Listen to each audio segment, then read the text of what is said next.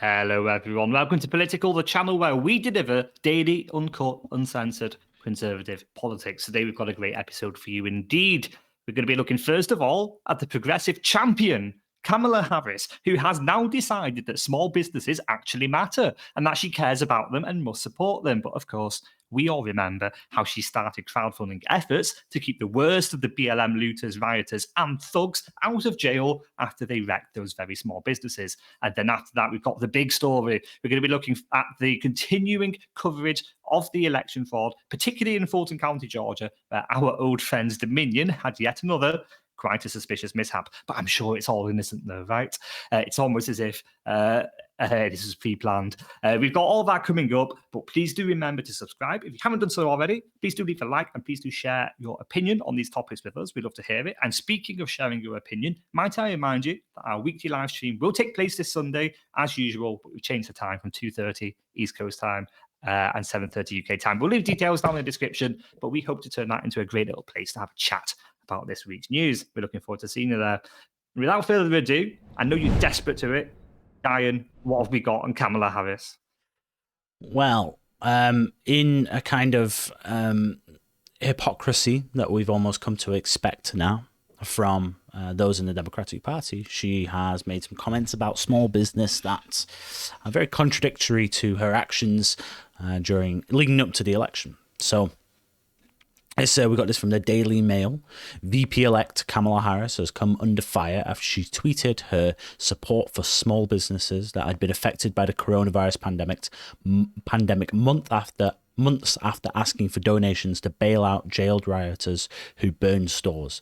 Small businesses, especially black and minority-owned businesses, urgently need relief to survive the effects of coronavirus this winter, she tweeted on Saturday.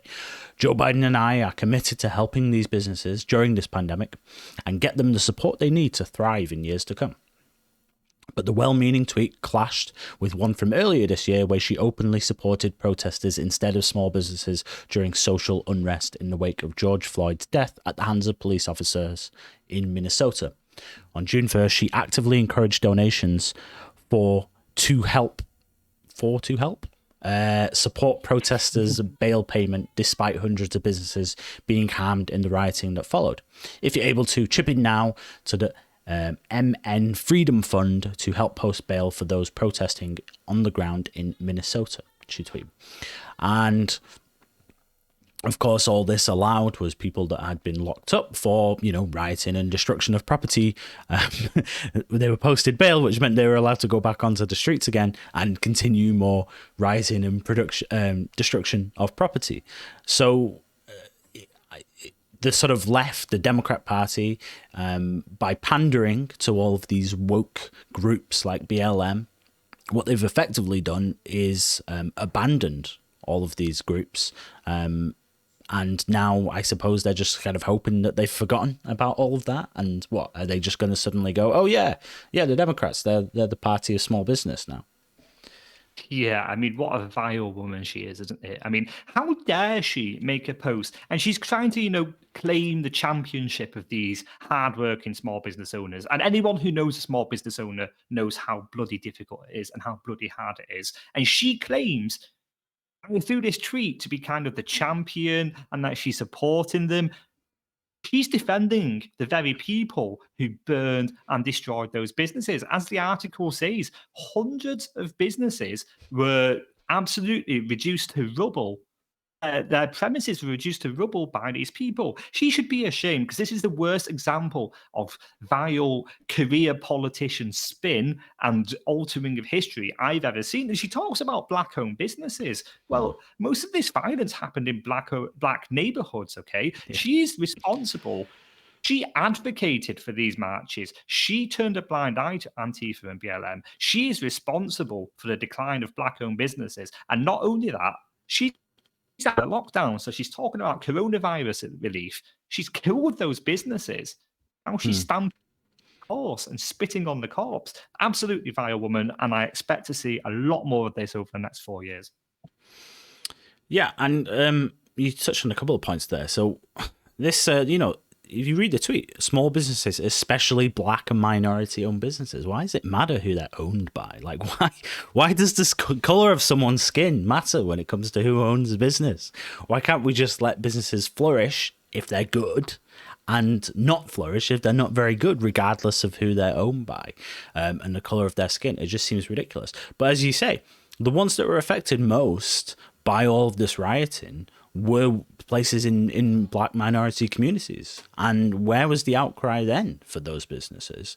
And with the COVID relief packages, you know, yeah, the Democrats wanted things that the Republicans didn't want. The Republicans wanted things. Well, no, they didn't. They just didn't want to spend money on things that the Democrats didn't want. That the Democrats wanted, you know. So you come to the compromise on that. But Trump even said, you know, listen, let's just put through single bills on the things that we do agree with to help these people, and they refused to do it.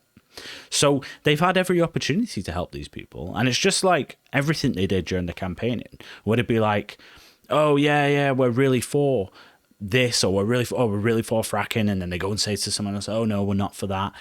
And you know, Joe Biden suddenly, almost on a dime, he's like, oh, I'm against violence now and protests. And then the next week he's like talking about, oh yeah, America first, you should buy American and all of this. And it's like, you've never said any of these things before. Now suddenly we're supposed to believe that you suddenly care. It's like, it's all optics, none of it's truthful. You cannot believe a word that they say.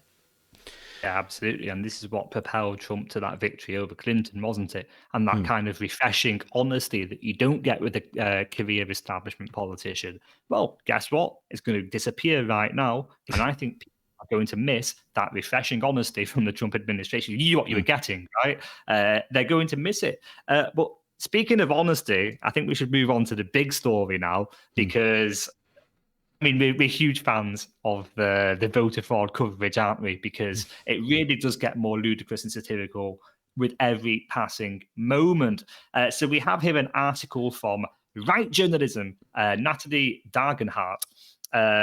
Election day, November the 3rd, 2020, one of the most disputed election days in our history. It's almost a month later. Many Americans are still seeking resolution. The push to complete a recount requested by President Donald Trump's re-election campaign has hit a snag in Georgia's most populous county as the statewide deadline looms. Fulton County election officials confirmed to 11A Live on Sunday that a newly purchased Dominion Voting Systems mobile server had crashed earlier in the day. Technicians from Dominion had been dispatched to resolve the issue, officials said in a statement. The Georgia Secretary of State's office has also been alerted to the issue and is aware of efforts to resolve the problem. The county plans to resume its counting process on Monday morning, but so far, Fulton suggests its teams have already concluded the counting of absentee, early, in-person, and provisional ballots, 88% of ballots cast.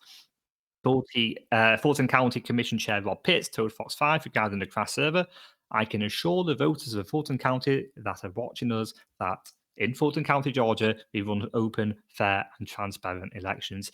This is a very transparent process to make sure everything is above board. But we'll see, won't we, Rob? Because if you both scroll down to this tweet here, Kyle Becker, who is an independent journalist and former associate producer at Fox News, tweeted late in the night, Fulton County election officials confirmed to 11A Live on Sunday that a newly purchased Dominion voting machines, blah, blah, blah. Update, our witness said someone removed the server. Unbelievable. It's almost comical. So on election night, we had a mysterious burst pipe that shut down an entire voting centre. And now we have a mysterious server crash that halts everything and allegations that someone removed the servers. I mean, what's going on here? If this happened once, it could be regarded as a misfortune. If this happens twice, it could be regarded as something seriously going wrong. I think it just raises the question, can we trust Dominion? For the election, I think all of us are willing to give them, at the very least, the benefit of the doubt. But I think, listen, this is making a fool of us now. I don't want this company anywhere near an election ever again. I want to retroactively look at this. As either there's something catastrophically wrong in the business or something very fishy is going on, isn't it, Ryan? Yeah, and I think, you know, it's one of those where when you continually see these stories coming out and all of this circumstantial evidence that all points in one direction. Like, what are the chances that, you've got all of these issues and mishaps going on with Dominion, you've got the server in Germany or whatever that was seized, and it's like, these are just all little snippets and bits of information. And you think, like, yeah, like one or two, yeah, of course, stuff like that might happen. But it's like every day there's some new thing. And it's Dominion. Oh, now got a server crash. Oh, this machine glitched. Oh, this machine, no, we forgot to upload the thing onto the machine. And it's like all Dominion every single time. It's Dominion, Dominion, Dominion. And you do just have to question, even as someone who doesn't believe that there hasn't been any fraud or isn't suspicious at all, you have to look at it and you question, well, why is there? It seems every single day I keep seeing new information about Dominion saying that this has happened or this has happened. And if you're doing a recount or an audit or whatever, something in the county, and again, it's Fulton County. It's always Fulton County as well in Georgia. Everything always seems to be there, happening in there, like you said, with the water pipe. If you're looking, okay, what's like evidence that something untoward went on and now they're trying to cover it up?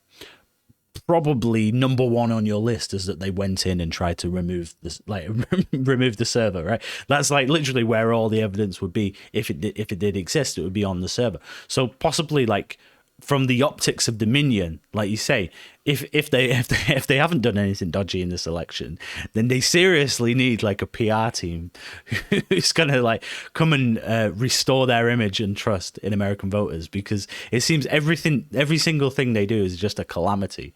And surely anyone paying attention is like, I do not want Dominion servers anywhere near, or Dominion voting machines anywhere near an election ever again. I don't want to see any electronic voting machines, Dominion or any other company, anywhere near an election ever again. There's absolutely no reason why it can't just be a paper system. Almost everyone else uses that across the globe. So why does it have to be any different in America? It's just completely ruined any trust I had whatsoever in any election now going forward that uses electronic systems. Yeah, no, and yeah, it's interesting you use that word calamity, isn't it? Because that's the overriding image of Dominion: calamity and disaster. So clearly a great choice for elections is in the future, right? Clearly we should trust these people. No, it's just ridiculous. And the fact we have people alleging that people removed the server, I mean, it's a serious crime if you make that up, right? Like, I'm willing to trust people just based on the severity of the accusation alone. And of course, it should be investigated and this, that, and the other. But you wouldn't say that knowing you could probably go to federal jail if you didn't know it to be true. So, listen, it's way above our pay grade, this sort of thing, but it does have to be looked at. And I just don't get how anyone can look at all these goings on and kind of conclude that the election was free and fair. It baffles your mind, and only the most radical of Democrats would ever allege that this election was fair and free. At least in my opinion, anyway. Thanks so much for watching, guys. You've been great as always. Please do leave your comment down in the comment section below. Tell us what you thought of both the video and these issues, and we'd love to reply to you, and we love to engage with you and talk about politics. The Iron's been owning the libs recently because we always get at least one popping up. So hopefully you'll get to have a good laugh as well. Thanks so much, guys, and we will see you next time.